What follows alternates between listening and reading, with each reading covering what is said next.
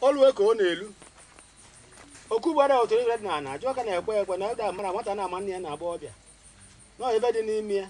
Ka anyị na-ekwu afọ na-ekwu nkwọ. Na ndị nwata ka nwe mba ọgụ.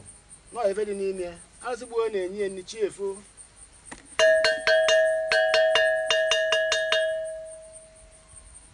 Nwam. Ife a bụ anya fụrụ ugbo. Ike na ya apụ iwere ete n'iru. Onye anwụ ibu n'obi iji bịa ebe a fụgo, ọ ga-enwe mmasị ebe ị nọ. Na ya jide.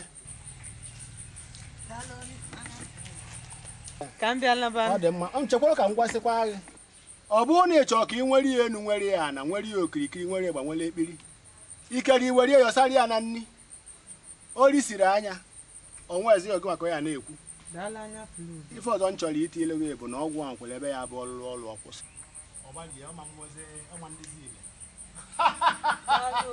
Ọ dị mma. Olu ka ọ na-elu agwa ife ji agwa ya bụ ọtụ atụlụ. Nwata na-amụrụ nne na okorobịa. Nwata na-aga ọsọ ebute ọka ebute ọgbọ ebutela ọkụ ọfọ si bupụ. Ekenekwa m na agwụ.